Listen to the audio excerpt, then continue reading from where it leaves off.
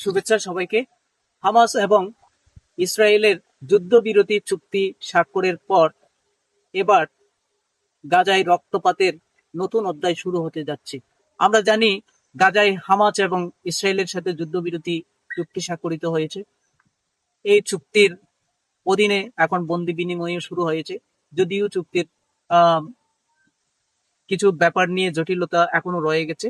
সবচেয়ে বড় জটিলতা হচ্ছে আহ চুক্তি পরবর্তী গাজার নিয়ন্ত্রণ নিয়ে।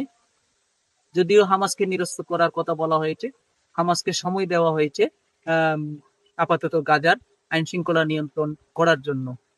এখন গাজায় আইন শৃঙ্খলা নিয়ন্ত্রণ করছে হামাস সমর্থিত বা হামাসের পুলিশ এবং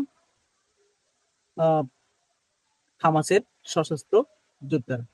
গাজার আইন শৃঙ্খলা হামাসের নিয়ন্ত্রণে নেওয়ার পরপরই শুরু হয়েছে নতুন এক সংঘাত।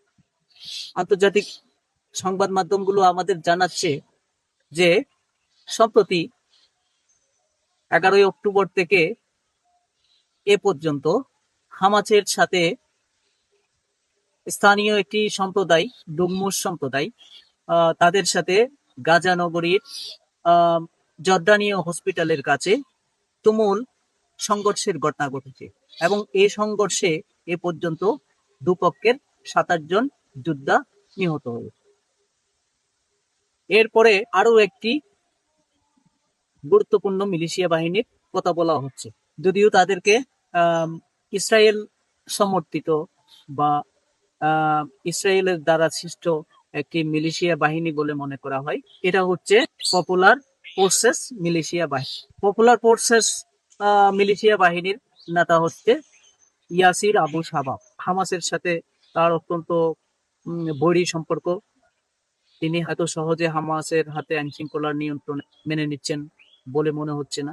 তিনি বারবার হুমকি দিয়ে যাচ্ছেন। খুশাব আল আস্তাল নামে আরো একজন মিলিশিয়া বাহিনীর নেতা, তিনি বারবার হামাসকে হুঁশিয়ারি দিচ্ছেন, বলছেন যে হামাস ইঁদুরের সুড়ঙ্গগুলো ধ্বংস হয়ে গেছে, তাদের পালাবার আর কোনো জায়গা নেই, অবিলম্বে তাদেরকে আত্মসমর্পণ করার কথা বলা হচ্ছে। হামাস আইন শৃঙ্খলা নিয়ন্ত্রণে নেওয়ার পর এমন খবরও শোনা যাচ্ছে যে হামাস অনেক সম্প্রদায় এবং অনেক মিলিশিয়া বাহিনীর সদস্যকে শাস্তি দিচ্ছে, এমনকি তাদেরকে মৃত্যুদণ্ডও দেওয়া হচ্ছে।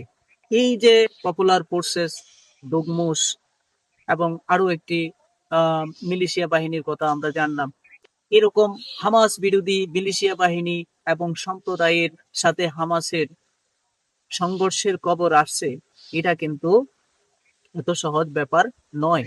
সুতরাং এখানে আশঙ্কা করা যায় যে হামাসের সাথে ইসরায়েলের যদিও যুদ্ধবিরতি চুক্তি স্বাক্ষরিত হয়েছে, কিন্তু তারপরও গাজার রক্তপাত থামছে না।